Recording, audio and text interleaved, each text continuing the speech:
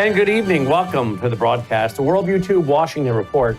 We're back in our main studios. As you can see, after our 8 days on the road, and that included the nation's capital, I had the chance to meet in person for the first time my co-host, Jim Paff. He joins us from our nation's capital. By the way, we got back at 6:30 a.m. Saturday morning. We left there about 5:30 DC time and drove through the night with our two drivers. And so thanks for all your prayers and support. And we're planning another trip to go back and do some more reporting and filming of more information that we can grab to make into historical documentaries, as we're going to start a Worldview history channel. We have so much to produce that we grab from this trip. You guys only saw about maybe, what you think, Logan, 10% of what we actually filmed? He says, oh yeah. A lot of that's going to be made into documentaries, short form and long format documentaries coming very quickly, folks. You're going to love it. All brought to you free by those of you that support us. And you know how the way, and you know all the ways to do that. WorldviewFoundation.com, WorldviewFoundation.com, WorldviewTube.com/sponsors, WorldviewTube.com/sponsors. The more you support us, the more we crank out. We're only limited by support. That's right. So thank you. Thank you to all of you that prayed for us for safety and great weather and opportunities. We accomplished far more than we ever thought we would. Joining me now is Jim Paff. The conservativecaucus.org is his website. Jim, welcome back. Thanks for being with us. Hope you had a great weekend. I hope you had a great Mother's Day for your wife. Very much so. It was a great weekend, and we enjoyed ourselves. Thanks. Good. And hope for your family too. We did. Thank you so much. Let's see here. Let's go to a couple stories. Here's one just coming in right now. Federal judge allows IRS to share illegal alien data with the Department of Homeland Security in court win for Trump. There you go. There you go. Your comments? Yeah, this is incredibly useful and necessary. I mean, how else are you going to be able to figure out where the actual fraud is? There's a bunch of fraud in many government services related to illegal aliens being in this country. Remember, there is no bill, law, anything that's been passed out of Congress that allows any welfare, federal welfare, any federal benefits of any sort to be paid out to illegal aliens. And we need to figure out what's been happening there. But on the other side of that, and this is another reason this is important, are they paying taxes? And if, because they are utilizing some services, even if it's not on welfare. And so we need to be able to monitor what's happening there. And then finally, we need to be able to track where these people are, where do they live, validate that. This could be hugely beneficial in trying to figure out, if it's possible to get the data to it, to figure out if there's voter fraud taking place and these people actually voting and they're not citizens of this country. So a whole lot here that's important. Frankly, it seems like a lay down, no-brainer, legally and otherwise. So let's get moving. And congratulations to the Trump team for winning this one. Yeah, absolutely. Let's go to this one here. This is President Trump. We're going to deal with this tomorrow, I think. But let's get a jump on it. Something we covered in one of our documentaries. All the white Christian farmers murdered in South Africa. Wait a minute. I'm sure you guys have heard about all the rallies, all the protests around the nation concerned about the genocide of white Christian farmers in South Africa. Haven't you? Oh, wait a minute, you haven't. All you hear about is Gaza, Gaza, Gaza, Gaza. Why don't you hear about it?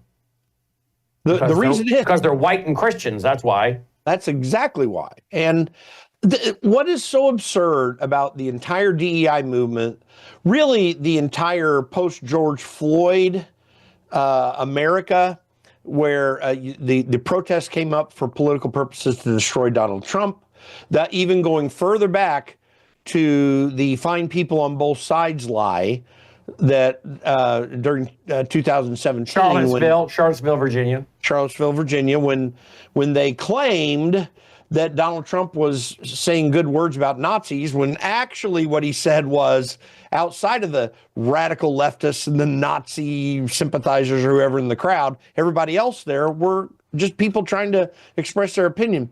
So which was, by the way, not tearing down all of our historical statues, right? Right. Well, and he, by the way, he in that statement, he also gave some credence to the First Amendment rights of those who did want to tear down the statue, but weren't there to cause trouble. So what's really amazing about all this, and this began with Barack Obama. Let's just be very clear here. The post-Ferguson world that we live in is a Barack Obama world that stirred up racial strife that, for those of us who were adults at the time, remember, was not a major problem in the United States prior to the Obama administration. We really had gotten to Martin Luther King's dream of judging people by the content of their character and not the color of their skin. Barack Obama turned that on its head, the community organizer that he is, and we've been living with worse and worse results ever since. It is absurd also that these people on the left are not protesting what's going on in South Africa because the government there, run by a majority black government, is killing white people, literally killing them. It's not just that, hey, we're fearful for our lives, we need to figure out what we need to do. They are literally killing these farmers over there. If anyone deserves exile and an opportunity to get away from that threat, these people do. So we should be applauding this. Yeah, I thought it was about freedom and democracy. Well, for Democrats, it's not. It's about political wins and, frankly, control of our lives. 100%. 100%. Let's go to what President Trump had to say. I'm just texting Logan, asking him to bring up a clip I want to play on Brennan House Live later tonight about this, because I had this in my documentary. I think it's in Siege, Logan. Maybe Sabotage, but I think it's in Siege, about South Africa. And, by the way, they will, that's a really big cup of coffee there, buddy. That's a big one. Yeah. Be still and know I am the Lord. That's a big cup of coffee. Yeah, thank you. Nothing wrong with that, by the way. No, I love coffee. Yeah, me too. By the way, they torture those white farmers, keep them alive for days so they can torture them. And they never tell you that it's the black communists doing it, right? That's right. And oh, wait a minute, you mean it's not the whites that are torturing and killing and murdering the blacks? Oh, no. No, it doesn't fit the narrative either, so we have to ignore that. But then after they skin them, burn them, rape them, torture them, use power drills on them, film it, take pictures, hang them upside down, then they sometimes will put a Bible on their body denoting they've just killed a Christian. Are you aware of one protest in America on this, ever? One? No. None. And in fact, as bad as the apartheid government was for many, many years, this current government there is much worse. Mm-hmm. This apparently is what they accept as an outcome of stopping what was a bad system. But murder and torture are the ultimate end of the authoritarian instinct. That doesn't mean everybody on the left in this country wants to go there right now, but we do see people committing violence, acting out in ways that are unacceptable. I mean, everything that happens on the left makes January 6th look like a walk in the park.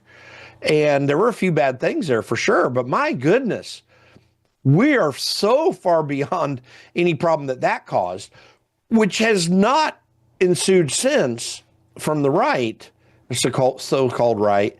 There is only one methodology to bring about a government and social system that Democrats do support, that is control of media, control of lifestyle.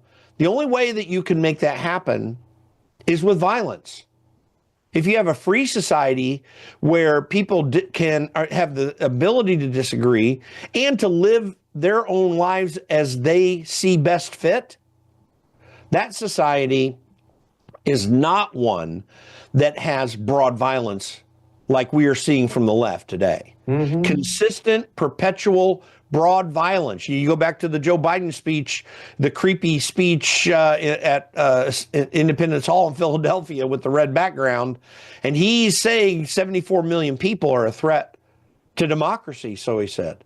Well, no, not so. We've got hundreds of thousands, apparently, of people on the left who are willing to threaten our very freedoms with the use of violence. And we can't shy away from that. We need to call it for what it is. Indeed. Here's President Trump today. Listen to this. Because they're being killed, and we don't want to see people be killed. Now, South Africa leadership is coming to see me, I understand, sometime next week. And, we're supposed to have I guess a G20 meeting there or something, but we're having a G20 meeting. I don't know how we can go unless that situation's taken care of, but it's a genocide that's taking place that you people don't want to write about, but it's a terrible thing that's taking place, and farmers are being killed. They happen to be white, but whether they're white or black makes no difference to me, but white farmers are being brutally killed, and their land is being confiscated in South Africa, and the newspapers and the media, television media, doesn't even talk about it. If it were the other way around, they'd talk about it. That would be the only story they'd talk about. And I don't care who they are. I don't care about their race, their color. I don't care about their height, their weight. I don't care about anything. I just know that what's happening is terrible. I have people that live in South Africa. They say it's a terrible situation taking place. So we've essentially extended citizenship to those people to escape from that violence and come here. And by the way, the first ones have arrived, I think, if not today, yesterday. They've just arrived, right? Yeah. And thank goodness so many of them can get out. What is really interesting is not only are there no protests against all this, which we should be seeing, there's no statement of outrage about the behavior that would kill these people. And frankly, I haven't looked it up closely, so I don't know that there's anything precisely like this. But I don't doubt that in the back of the minds of many people, the Ibrahim Kendi type people, I don't know if he would particularly, but the Ibrahim Kendi type people who are so radical DEI and say that we need to reverse the problems of racism in this country by being racist against whites, which is something he specifically promotes. That type of attitude is probably privately, and there may have actually been some public statements where they're saying, hey, listen, suck it up. You know, these people were treated bad so long, nothing you can do about it. You just got to let it go. No, you don't. You don't have to let it go. Free societies don't allow it to go. But I also know that people on the left are allowing violence in cities right now. The destruction of commercial stores, retail stores, the stealing of their product in our major cities, and very many violent people who are being let back out on the streets with no requirement for bail, and sometimes having their cases dismissed or given very light sentences. And this violence is happening in our cities. So there are most certainly, in my mind, Democrats who look at what's going on in South Africa and they kind of shrug their shoulders as if it doesn't mean much because white people have destroyed the black people there. No, you have one group of human beings are utilizing their power to destroy the lives of other human beings. That happens based on race and many other factors from time to time. But every time it happens, it's not only evil at its core, and that government is evil. It is something that every free country should speak out against. And there should be an anti-apartheid type movement against South Africa if it was so necessary back in the 1980s. That led to the downfall of the apartheid government there. Here's a video of those South Africans arriving.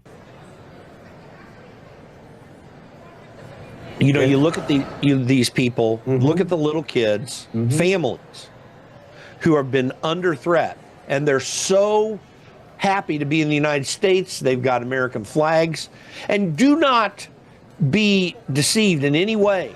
People in other countries love this country. I have friends throughout Asia And I talk to them on a regular basis, and they love their countries, and most of them are from Chinese descent, Singapore and Taiwan. I have a very close friend of mine in Indonesia. We're on the phone multiple times a week. Every one of them tell me that every person in other countries look to the United States still as a beacon of freedom. This is a very real thing around the world. In this particular case, these people have been under such strain and stress, concern for their lives and the lives of their families. Heck yeah, they're going to be waving the American flag and being filled with joy being here in the United States. I'm glad for them. I'm glad that they can get away from it. I just hope that we can maintain that same status as a beacon of freedom as time goes on. Yeah, absolutely. Here we go. Drug prices to be cut by 59%, plus gasoline, energy, groceries, and all other costs down. No inflation. Love, Donald J. Trump. I said to my wife yesterday, this is big news. You're going to have a lot of liberals who are going to say, you know what, maybe I like this Donald Trump guy. Because a lot of liberals, maybe some of them are not liberals. Maybe some of them are, moderates or rhinos, whatever they are. Maybe they're full-fledged liberals. I don't know. But a lot of them, some of them are going to say, I was having to choose between my medications and heat, or my medications and groceries, or my medications and a vacation. Donald Trump, I think he's going to win some people over. I think he is. I think the executive order, which we may talk about a little bit later, that happened today, it takes the healthcare issue away from Democrats. I mean, this is in part why Ro Khanna was suggesting that the EO be codified and pass a bipartisan bill. Well, I'll tell you this, Democrats right now, many of whom are already frustrated with the radical leftist agenda that is controlling the party right now, are sitting back and saying, now they're stealing another good issue from us. Donald Trump is a fantastic politician, a brilliant politician, but he's also doing this because he believes that people need to be relieved from the stress that government intervention has caused people. And there's this executive order is not perfect, but it does some significant and positive things that are going to benefit the lives of people. And voters don't forget that sort of thing. That's right. So they're going to be running scared because they are quickly losing whatever base they still have left. Mm-hmm. Look at this. If we're not allowed to send the murderers and other criminals of every type, size, and shape immediately out of our country, we aren't going to have a country anymore. Radical left judges and politicians don't care, but 90% of the people in the U.S. do. Hopefully the Supreme Court will agree with this and save America. It's incumbent upon the Supreme Court, and John Roberts needs to get his act together and get his mind on straight. It is absolutely necessary to shut down what these district courts are doing, which they have no authority to do anyway. The American people and should be quite pleased with the fact that Donald Trump is so patient with this process. He could truly, and I believe legally, run roughshod over most of these district court opinions and move forward on stuff. I don't think that most of them have any authority at all. There are a few that have some substance and base to it, and one can rationally say that's an argument that could be made. There are always those, but they do not have the authority to place broad injunctions nationwide. I will say, we always got to keep this in mind. There was a district court in the Biden administration that shut down some of his onerous actions, and the tables will turn on the back end, but I think we'll net be benefited if the Supreme Court can lay the groundwork here, require these cases in district court to begin a process, to require a plaintiff even. As I've said many times, there are a lot of these cases that don't have any clear plaintiff and have some questions as to whether the lawyers filing the cases really have a monetary relationship with that plaintiff, which is a requirement as well. So there's a lot of odd stuff happening there, but at least if you can keep these district courts from doing this trying to provide this injunctive relief nationwide when they just have a city-sized geographical area that they're over, Then it can go into the appellate court, and if there's merit, it can be ruled on there. And if necessary and important enough, can go up to the Supreme Court. This is the process that we created, and we need to get back to it very quickly. And John Roberts and the conservatives on the court could do that very soon and effectively, and it would help save really our judicial system, which is falling off a cliff. Let's talk about the Democrats getting into fisticuffs with the police over ICE. What is that, New Jersey? Where's the arrest for insurrection? Where's the FBI raids? I will say this, there's one of those congressmen that might very well have some reason to be charged and arrested. Don't forget, there was a member of Congress hiding $80,000 of cash in their refrigerator after many years back, after New Orleans was decimated. I think it was by Hugo or whichever one that was. I'm forgetting which storm. And it was essentially cash payments that were being laundered through to him in a bribe. He was a sitting member of Congress. He was charged criminally and convicted, and I think went to jail. I don't know how severe a charge we would place on that New Jersey congresswoman, but she was inappropriately elbowing ICE officers in a way that was absolutely unnecessary. This was merely a political push. They can, at any time, arrange for a way to do congressional oversight and to check out what's going on in their state, which is appropriate. The manner's inappropriate in the way that they did it, and they did it to get news media and to try to build sympathy. But again, one time after another, Democrats are standing up for violent criminals who are here illegally, which is the case here because this facility is entirely for violent criminals. And that's their message. They're going to stand up for the violent criminals. I mean, they might get some empathy for standing up for families that are here illegally who are being deported, but they're not doing that. They're standing up for the criminals. It's insane. It's a failing political strategy. They're losing ground by the day, and I see no change in sight with Democrats yet, which, if they continue, could mean big wins for Republicans in 2026. You wanted to talk about an executive order today. Which one in particular? The one on pharmaceutical prices. Okay. Donald Trump is building what he calls a most favored nation pricing strategy. Here's the basic concept of what's taking place right now. Right as we speak, and for 2 or 3 decades or more since, pharmaceutical prices in the United States are vastly more expensive than anywhere else in the world, including developed nations like in the European Union, Australia, Asian countries, and there's no acceptable reason for this. We're paying 5-10x the price that developed countries are paying. And the reason for that is because pharmaceutical companies have gotten special advantages through the law and otherwise here in the United States. So Donald Trump wants to, certainly in terms of what government produces or purchases, and there is a major amount of government purchase of drugs. He wants to change the prices there. He's going to bid down through CMS, and Dr. Oz, who's running CMS, is going to do that.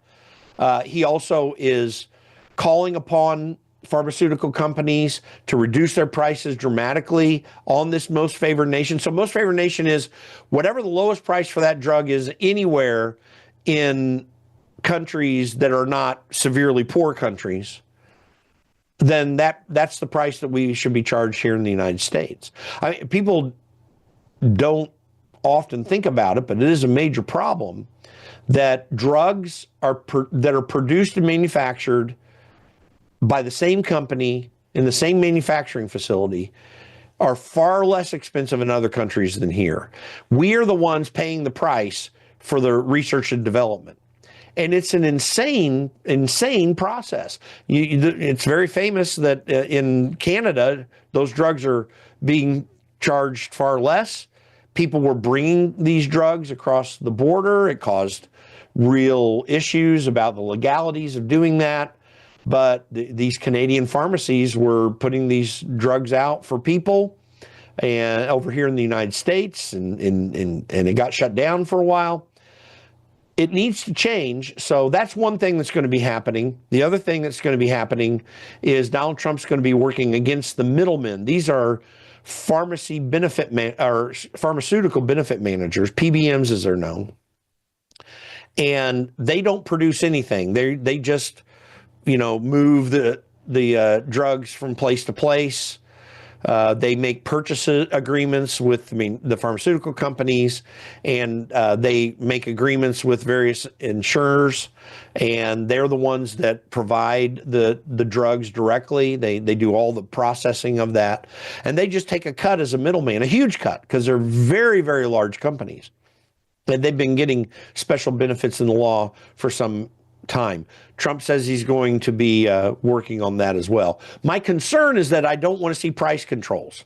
That is a concern to me, and there is not an absolute placement of price controls right now. There is a threat of it, though, and I don't. And Trump's doing that because he's trying to change the behaviors of the pharmaceutical companies. But I would be concerned about that because price controls never work anywhere that they're tried. Nixon tried it in early 1970s. It failed miserably. It caused major disruptions in the economy. FDR did this during World War II, and it's the reason we've got company-driven medical plans to this day, because when wage controls were put in place, companies went to the Congress and said, give us something that can help distinguish us. And they came up with major medical plans, which are a far stripped down version of medical insurance than what we're used to today. But that kind of started off on this corporate centered delivery of health insurance, which has problems of its own. Long discussion. But anyway, we're in this mess because of government moving things around, changing things around. But I think that this executive order, which I'm in support of, I think is going to take us a long way to at least getting this message out, getting this discussion happening so we can make very real reforms if Congress is willing to make long-term reforms. And I have my doubts about that because they're pretty weak, Republicans and Democrats over there. Before we run, you were at CMP. What are some of the conservative folks, doers and donors at CMP saying about our country and the Trump administration? There is a high level of satisfaction with all that's going on. I think one of the things that we got to be cautious of is that even though we're strong supporters of Donald Trump, almost 2-1 there, we don't want to make our support with, no conditions. I think we still need the condition that we get constitutional restraints back in play. We don't worship our leaders, but we support people who do good things, and Donald Trump is there. So everyone's very positive about Donald Trump, rightly so. But, everyone's kind of keeping their eye on certain things that are happening to make sure that things don't get out of hand. And I think we need to have a healthy criticism where necessary, but we also need to support the major agenda items that are happening here because there is a lot of positive taking place. And Donald Trump has had a fantastic 100+ days, and we got a lot more to build on. So very, very positive, and just kind of keeping our eyes out to see how things play out. Very concerned about the judges as well. Mm-hmm. TheConservativeCaucus.org, TheConservativeCaucus.org. I was just checking on Dolly down here. She's glad to be home. She'd be worn out. She's worn out. She's down here, right here. You guys can't see her probably from that camera shot. But it's great to see Jim. There you can see her back there, right there. I think Jim might be reporting from the White House lawn later this week, so we'll keep it posted. TheConservativeCaucus.org. That's our broadcast. WorldviewTube, Washington Report, brought to you in part by you. WorldviewFoundation.com. WorldviewFoundation.com. Take care.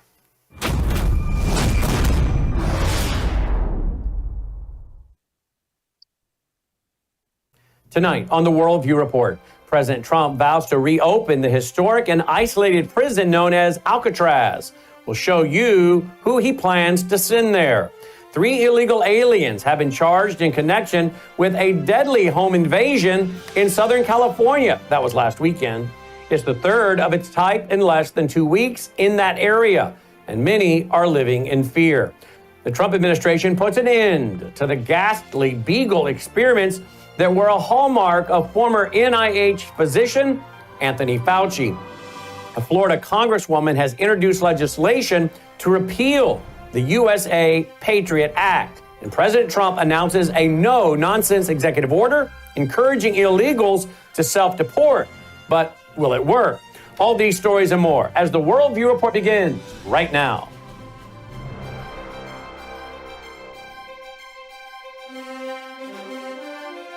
This is Worldview Report with host Brandon House. Whether it is news from the nation's capital or your state capital, from the classroom to the boardroom, from national security to national and local news that impacts you and your family, Worldview Report is your trusted source for vital and uncensored news.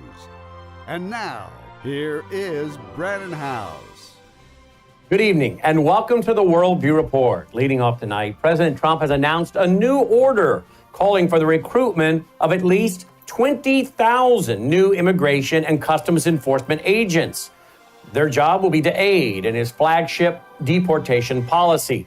If the president's order is implemented, it will represent the largest expansion of ICE in the organization's history. In his order, President Trump stated, quote, "No later than 60 days after the date of this proclamation, the Secretary of Homeland Security shall supplement existing enforcement and removal operations by deputizing and contracting with state and local law enforcement officers, former federal officers, officers and personnel within other federal agencies, and other individuals to increase the enforcement and removal operations force of the Department of Homeland Security by no less than 20,000 officers in order to conduct an extensive campaign to remove illegal aliens who have failed to deport voluntarily," end quote. At present, there are just 6,000 ICE officers that are focused on deportations. The new order would more than double that number. President Trump has also indicated that he wants local law enforcement to be more involved in those deportations, and he wants them involved in